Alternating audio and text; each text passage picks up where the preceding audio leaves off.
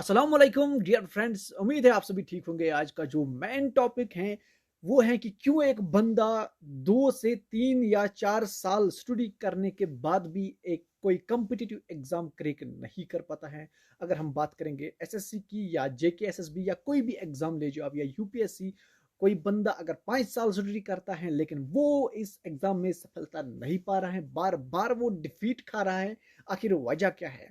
तो मैंने आपके लिए आज 5 ऐसे वजूहात ढूंढे हैं जो कि बहुत ज़्यादा इंपॉर्टेंट है, जिसकी वजह से आप बार बार एग्जाम में फेल होते जा रहे हो। तो अगर आपको अपनी कमजोरियों का पता लगे कि मेरे पास ये कमजोरी है तो आप वो कमजोरी सुधार सकते हो और नेक्स्ट टाइम आप एग्जाम में क्रैक क्रैक नहीं रॉक करोगे और टॉप लिस्ट पे आने की संभावना है। तो चलिए शुरू करते हैं आज का वीडियो। तो 5 वजूहात जो हैं उनमें से नंबर 1 जो है वो है डिसकंटिन्यूटी। अब ये डिसकंटिन्यूटी क्या है? बहुत सारे बंदे जो ये सोचते हैं कि हम 5 साल से लगे हुए हैं, चाहे जेके एसएसबी हो या एसएससी हो या कोई और कॉम्पिटिटिव एग्जाम है, वो सोचते हैं कि हम 5 साल से 2015 से 2016 से प्रिपरेशन करते हैं लेकिन हमको क्यों नहीं होता है। लेकिन एक वजह है यहाँ पर, वो है डिसकंटिन्यूटी। डिसकंटिन्यूटी का मतलब है यहाँ पर वो बंदा स्टडी ठीक तरीके से नहीं करता है। वो 1 मंथ स्टडी करता है फिर छोड़ देता है, फिर वो दूसरे ऑलमोस्ट 2 महीने गायब हो जाता है, फिर आ जाता है, फिर स्टडी करता है 1 मंथ, फिर जाता है। तो ये एक डिसकंटिन्यूटी है जो कि एक बहुत ही मतलब मैं कहूँगा इम्पॉर्टेंट है आपको जानना कि अगर आपके पास डिसकंटिन्यूटी है, आप 10 दिन पढ़ते हो फिर आप गायब हो जाते हो 1 मंथ के लिए, तो ये डिसकंटिन्यूटी अगर आप में है तो मुश्किल होगा आपके लिए। आपको 5 साल नहीं, आपको और 4 साल लगेंगे फिर। तो ये आपको नहीं करना है। अगर बजा ही 5 साल नहीं, आप अगर 3 ही महीने पढ़ोगे या 4 महीने आप डेडिकेशन देके, तो मैं आपको गारंटी दूंगा 90% आपकी जो सिलेक्शन होगी वो आपके हाथ में होगी और 10% फिर लक होता है, वो तो पता ही होगा आपको। लेकिन मेन जो मकसद है वो है डिसकंटिन्यूटी। अगर आपके पास है, अगर आपको ये प्रॉब्लम है कि आप डिसकंटिन्यूटी रीड करते हो, 3 महीने आपने पढ़ लिया अच्छे से, तो फिर आपने छोड़ दिया, फिर गायब हो गई, फिर और काम करते हो, फिर आ गई, फिर आपको मोटिवेशन मिलती है, फिर पढ़ दिया, फिर डिमोटिवेट हो गई, फिर ये प्रोसेस आपको नहीं करनी है। आज से आपको ये दिमाग में, अभी से नहीं, आज से नहीं, अभी से इस वीडियो के खत्म होने के बाद आपको ये दिमाग में रखना है कि आप अगर आज स्टडी करोगे तो कम से कम आपको 5 मंथ या 6 मंथ जो नेक्स्ट एग्जाम है वहां तक आपको कंटिन्यूटी दिखानी है। तो ये सबसे एक इंपॉर्टेंट है। तो दूसरा जो मुद्दा है इंपॉर्टेंट है वो है good start but bad ending. हालांकि ये एक डिसकंटिन्यूटी का ही पार्ट है बट ये मैंने अलग यहां पर लिया। एक बंदा क्यों हारता है एग्जाम में, उसका एक इंपॉर्टेंट वजह ये भी है। ऑलमोस्ट 20 से लेके 30% बच्चे ऐसे हैं, जब एग्जाम शुरू हो जाता है तो वो रेस लगाते हैं, बहुत अच्छे तरीके से पढ़ते हैं।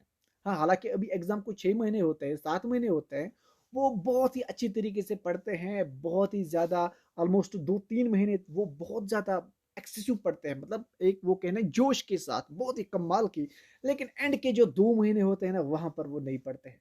उनको या तो डिमोटिवेशन हो जाती है या फिर कोई और उनको टेंशन हो जाता है। लास्ट का 1 मंथ आपको पता होगा एग्जाम के लिए कितना ज्यादा इंपॉर्टेंट होता है, तो ये लास्ट के मंथ में वो नहीं पढ़ते हैं, जिसकी वजह से उनको ये यहाँ पर डिफीट, यहाँ पर इनको प्रॉब्लम हो जाती है।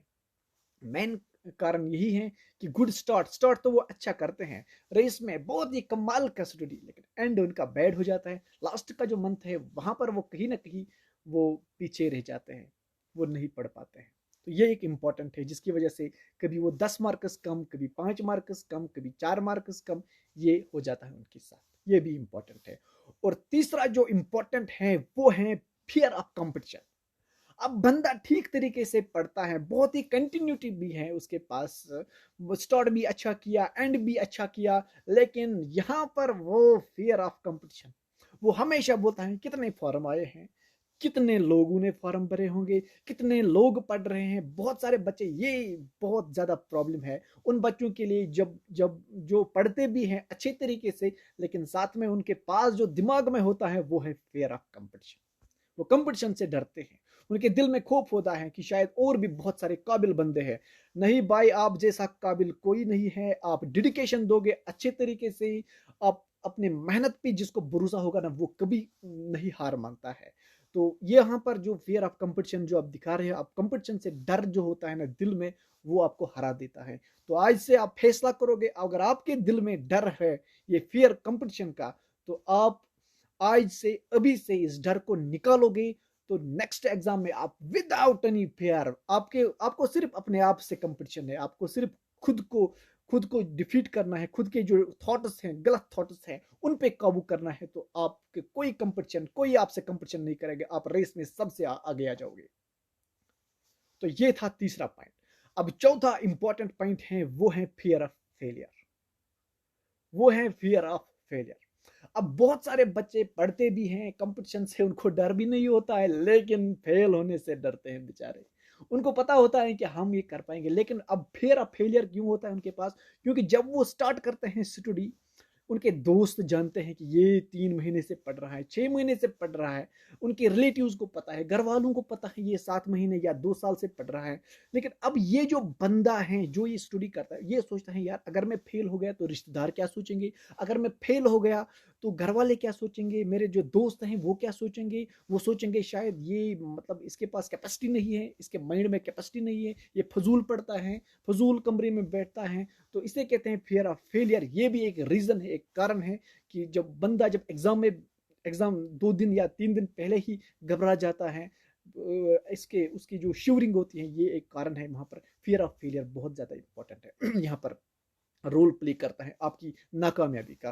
तो आज से आप जो भी एग्जाम दोगे विदाउट फेयर, सोचने दो, जिसको जो भी रिलेटिव है सोचने दो, क्या सोचेगा यार। आपको अपने आप से कंपटीशन करना है बस। आपको अपने आप की जो अंदर आपके हैं वो उसको हराना है, जो आपके डर हैं उसको हराना है, बाकी आपको कोई हरा नहीं सकता है। तो ये था चौथा। अब लास्ट है बट नॉट द लीस्ट, वो है अनमैनेज्ड रीडिंग। अब ये भी एक कारण है, बहुत सारे बच्चे पढ़ते भी हैं अच्छे तरीके से, लेकिन रीडिंग की जो मैनेज होती है ना, एसएसबी हो या कोई कंपटीशन, एसएससी हो या कोई भी स्टेट का एग्जाम हो, तो वहां पर बच्चे क्या करते हैं, अनमैनेजर बहुत ज्यादा पढ़ते हैं, बहुत ज्यादा पढ़ते हैं। ये मैंने इससे पहले वीडियो में जिक्र किया है।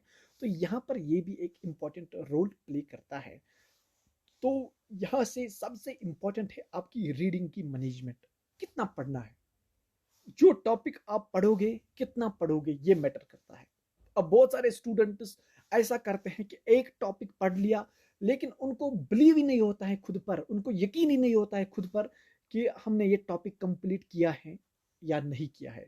वो जब कंप्लीट भी पढ़ेंगे, अच्छे तरीके से पढ़ेंगे, फिर भी उनको डर रहता है कि शायद इसे मतलब आउटसाइड इसके जो हमने पढ़ा है, इससे बाहर भी क्वेश्चन आ सकता है। तो इस तरीके से सबसे जो इंपॉर्टेंट चीज है वो है आपकी अपनी जो रीडिंग है, इस पे भरोसा होना चाहिए। आप जो टॉपिक पढ़ोगे, आपकी अपनी रीडिंग पे, अपनी स्टडी पे भरोसा होना चाहिए। आपको अपने नोट्स जो आप बनाओगे उस पे भरोसा होना चाहिए कि हाँ, हम जो पढ़ रहे हैं या जो आपका टीचर है जो आपको पढ़ा रहा है, उस पे भरोसा होना चाहिए कि ये हमें कामयाबी की ओर रास्ता दिखा रहा है। और ये बहुत ज्यादा इंपॉर्टेंट है जब आप अपने नोट्स पे बिलीव करोगे।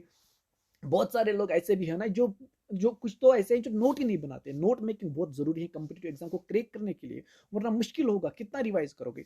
और एक दायरा बनाना है कि टॉपिक कितना पढ़ना है, कहाँ तक पढ़ना है। आउट हम ज्यादा, आपको यूपीएससी अगर करना है तो तब तो जाना है आपको बहुत ज्यादा, जितना बढ़ सकते हो। लेकिन अगर आपको simple clerk level exam crack करना है, तब आपको एक दायरा खींचना है, एक सर्कल खींचना है कि टॉपिक को कितना डेप्थ तक पढ़ना है। ये आपको डिसाइड करना है कि किस लेवल का एग्जाम देना है, वो डिपेंड करता है। तो ये सब चीजें इंपॉर्टेंट है। तो लास्ट में एक इंपॉर्टेंट आपके लिए एक शेर है यहाँ पर कि परों को खोल जमाना उड़ान देखता है, परों को खोल जमाना उड़ान देखता है, जमीन पे रह के क्या आसमान देखता है। इसलिए आप सभी दोस्तों से गुजारिश है कि आप अपने परों को खोल लीजिए, कंपटीशन कीजिए, और विदाउट एनी फियर इंशाल्लाह कोई नहीं रुका सकता। आपके पास वो ताकत है, आपके पास हुनर है। और याद रखना, शायद आपकी एक वजह ये भी है कि शायद आपने अब तक अपनी 100% एफर्ट नहीं दी। अब मैं आपसे ये गुजारिश कर रहा हूँ, जो भी नेक्स्ट एग्जाम आपका टारगेट है, वहां पर आप अपना 100% एफर्ट दीजिए। 3 महीने तक आपसे जितना हो सके उतना रीडिंग कीजिए और स्मार्ट वर्क। ये यहाँ पर मैं फजूल रीडिंग नहीं, स्मार्ट वर्क कीजिए, अपने दिमाग को पूरा यूटिलाइज कीजिए, तो मैं गारंटी देता हूं आपकी सिलेक्शन किसी न किसी जगह पर हो ही जाएगी। और जाने से पहले मैं आपसे ये कहना चाहता हूं, अगर अभी तक आपने हमारे इस चैनल को सब्सक्राइब नहीं किया, इस चैनल का मेन मोटिव है कि आपको पढ़ाना भी और साथ में मोटिवेशन भी देना है, और साथ में आपकी जो कमजोरियां हैं उनको आपके सामने लाना ही हमारा मकसद है। तो thank you for watching dear friends.